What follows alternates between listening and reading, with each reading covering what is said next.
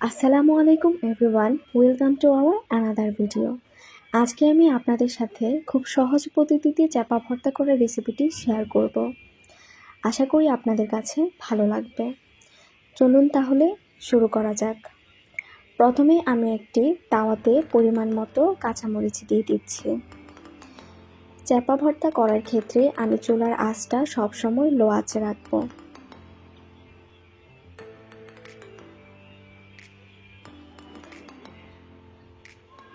কাঁচামরিচগুলোর এক পাশ আমার ভাজা হয়ে গেছে, অপর পাশটাও আমি সেমভাবে ভেজে নেব।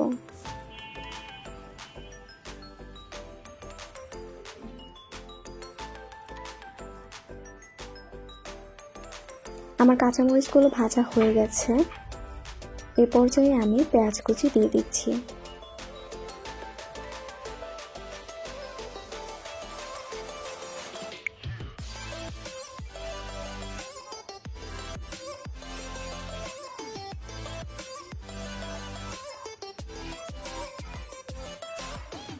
আমার পেঁয়াজগুলো ভাজা হয়ে গেছে। পেঁয়াজগুলো ভাজার পর আমি রসুন কুচি দিয়ে দিচ্ছি।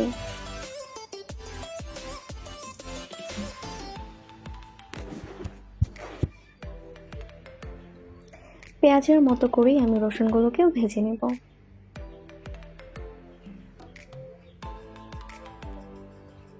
রসুনগুলোকে আমি 3 থেকে 4 মিনিটের মতো ভেজে নিয়েছি। এখন আমি চাপাগুলো ভেজে নেব। চাপাগুলো ভাজার ক্ষেত্রে আপনারা একটা ট্রিক্স ব্যবহার করতে পারেন। আপনারা যদি অল্প পরিমাণে একটু লবণ তাওয়াতে দিয়ে তারপর চাপাগুলো দেন, তাহলে চাপাগুলো তাওয়াতে লেগে যাওয়ার সম্ভাবনা থাকে না।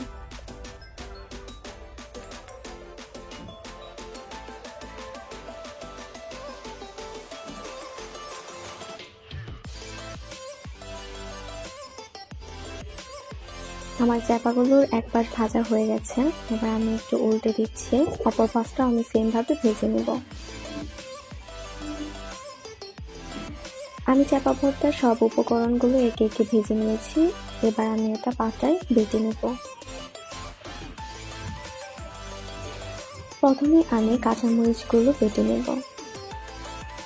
এরপর আমি চাপাগুলোকে বেটে নেব। আর চাপা উঠানোর ক্ষেত্রে আপনারা অবশ্যই একটা চামচ ব্যবহার করবেন। এরপর আমি পেঁয়াজগুলো এবং এরপর আমি রসুনগুলোকে বেটে নিচ্ছি।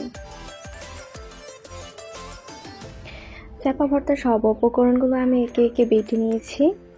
এ পর্যায়ে আমি অল্প পরিমাণে একটু লবণ ব্যবহার করছি। দেখতেই পাচ্ছেন আমার চাপা ভর্তা বানানো হয়ে গেছে।